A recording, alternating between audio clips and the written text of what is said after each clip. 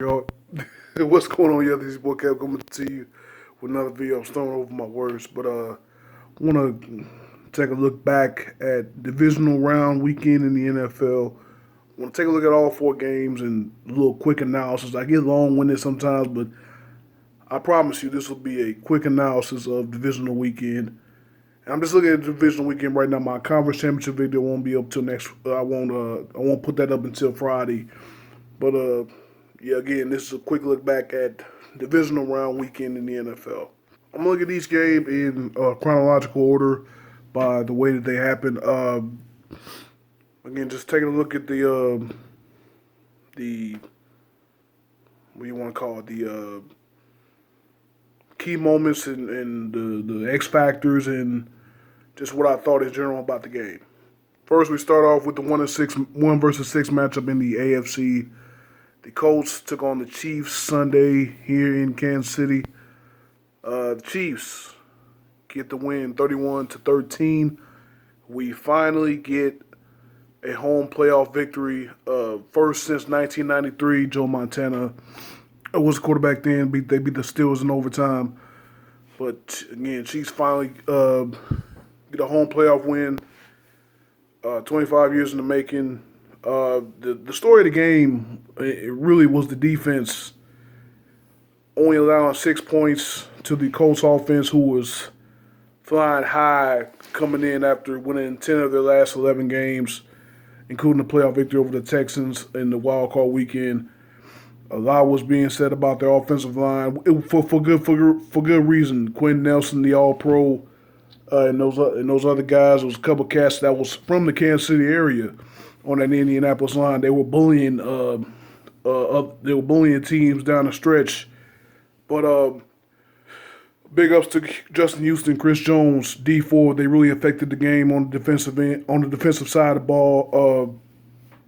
The corners played well. Travarius Ward, Steven Nelson, somewhat. Kendall Fuller, he played a really good game. They played man-to-man coverage. Just had luck, all out of whack. He couldn't find a receiver open, and those pass rushers letting loose on you. The pass rushers get let loose. I mean, a hell of a game plan by Bob Sutton. I mean, I don't know what the hell this been all season, but it was great to see. It was great to see. Offensively, the Chiefs got out to a quick start like they usually do. They scored on their first 3 possessions. Of course, the Colts got the block punt into the end zone for a touchdown. That was probably their only blunder of the game in all 3 phases of the game. But yeah, offense was effective, especially running the ball. A lot was said about a lot of people thought that our running game was basically dead when the Chiefs released Kareem Hunt. Like, ooh, how are we going to run the ball without Kareem Hunt? Spencer Ware, Damian Williams, they won't be able to make up for the loss of Hunt. They stepped in nicely, man, especially for Damian Williams. Of course, Spencer Ware is now injured, but Williams, 25 carries, 129 yards, touchdown. First touchdown of the game. He had some real tough runs in the fourth quarter when we needed to salt the game away. Kind of reminds you what Kareem Hunt did. Some great runs. Remember that one big run he had late in the game, 2-3 minutes left. Set up the Darrell Williams touchdown to ice the game. I mean, the game was already over. That was just a kill shot, like I said during the highlight video. Patrick Mahomes did not throw a touchdown in the game, but he did throw for 278 yards. 108 of them went to Travis Kelce.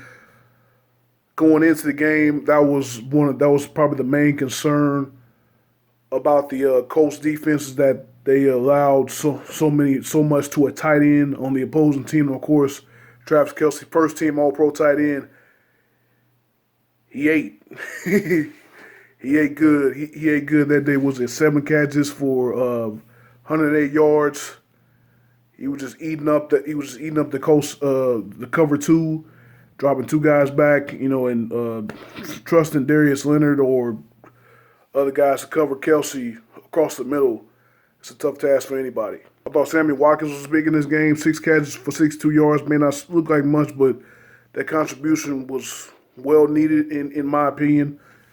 If he can be effective like that throughout the rest of the playoffs, I think we're in really good shape. But back to the Colts, man. I guess they got down early again. Great defensive game plan for the Chiefs, man to man.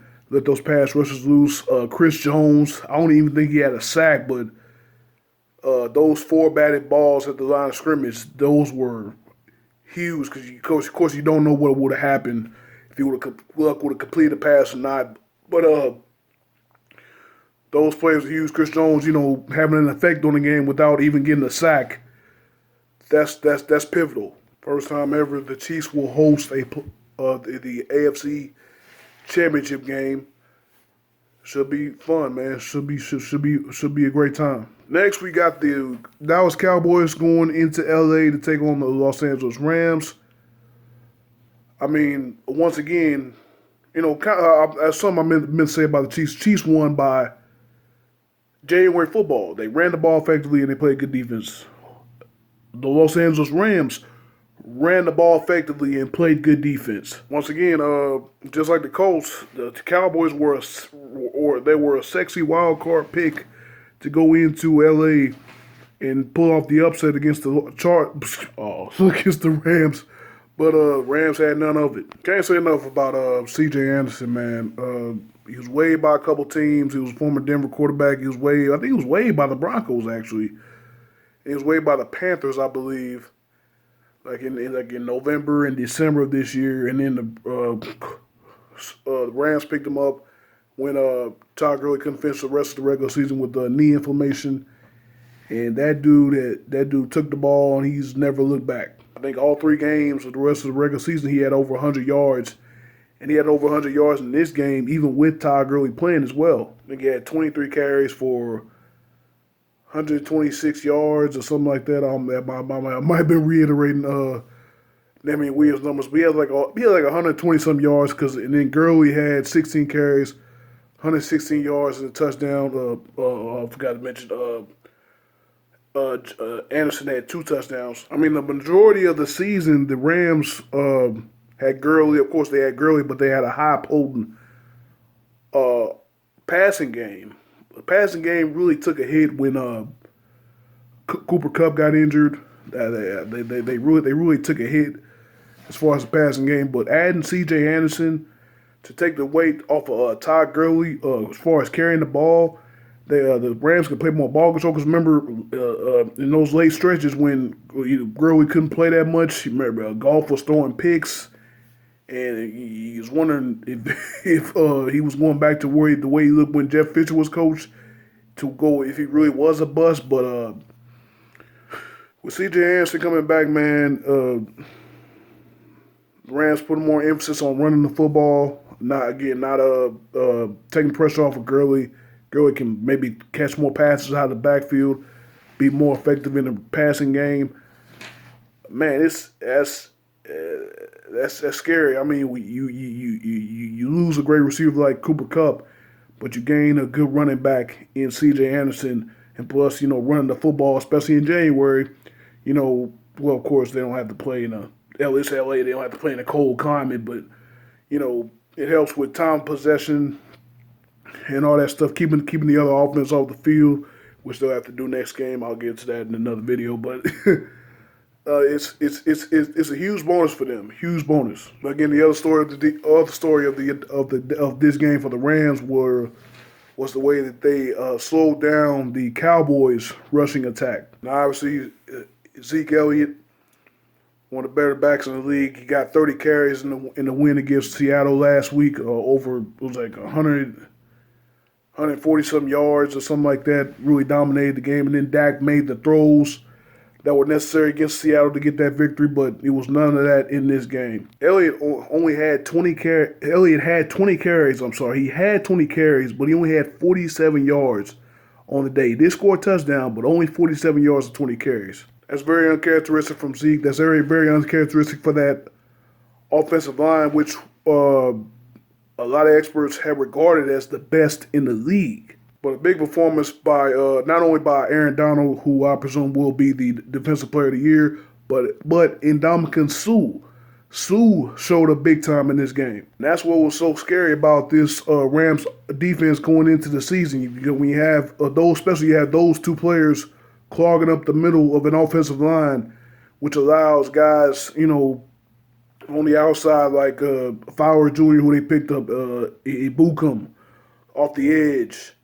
Then those guys getting after the quarterback, which allows Keith Talib, Marcus Peters, those guys able to make plays in the passing game. And then of course, and again, Sue and Donald, they stuffed the running game of Elliott, and the Cowboys' offense was just shredded after that. It came down to Prescott having to win the game for them, and Prescott couldn't do what was necessary. I mean, he had a touchdown earlier to Cooper, but really nothing else they could really do effectively. They only lost by 8, but still, the Rams' early effect on the game, offensively and defensively, led the Rams to this victory.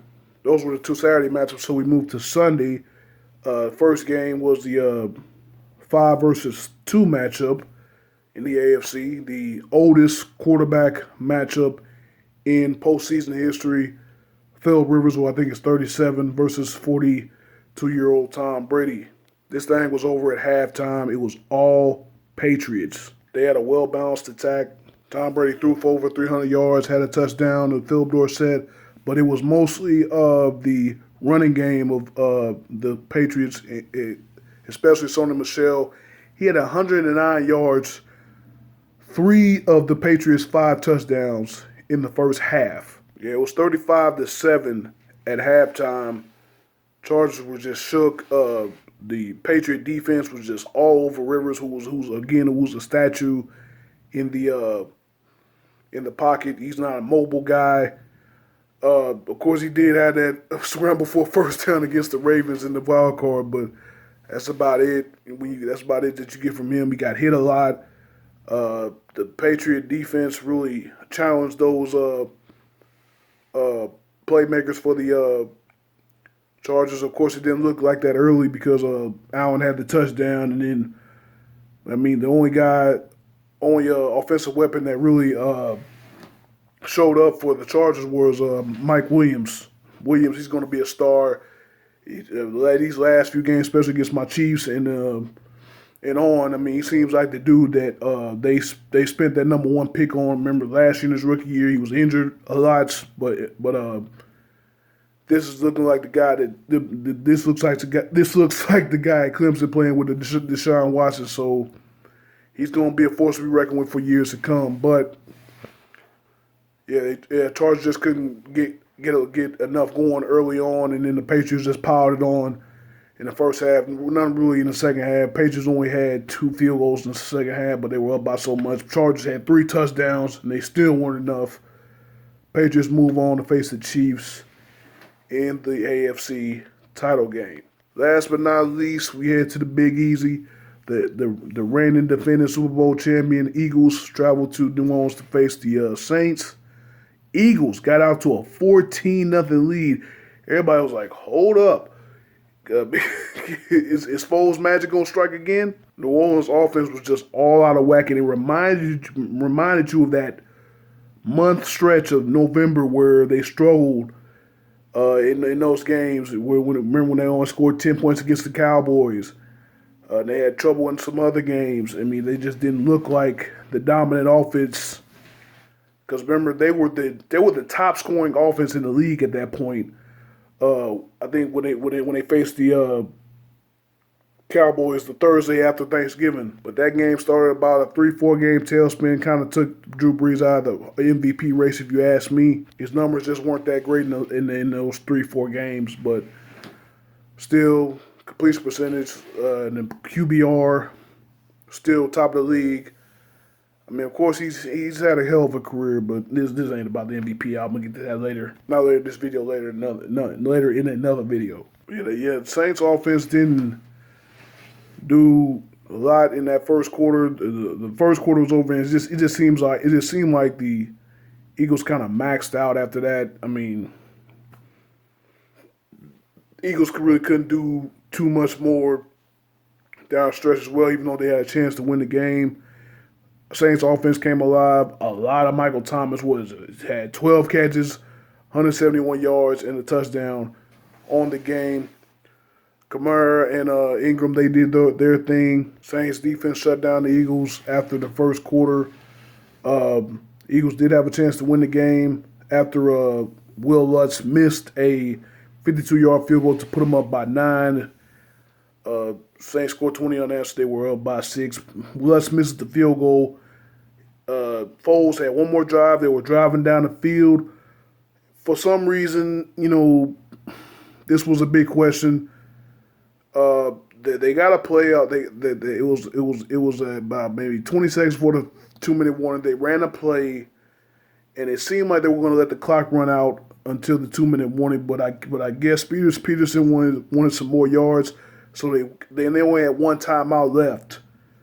So they decided to run another play before the 2-minute warning, and they were on the 26-yard line at the time. They were on the 26-yard line, I guess, and Foles dropped back to throw. You look for Alshon Jeffrey, who was wide open, but the ball, and Foles throws it, and the ball goes right through Alshon Jeffrey's hands, and it goes into the hands of Marshawn Lattimore, who that was his second pick of the day. Remember, his first pick kind of got the Saints offense going, and actually no.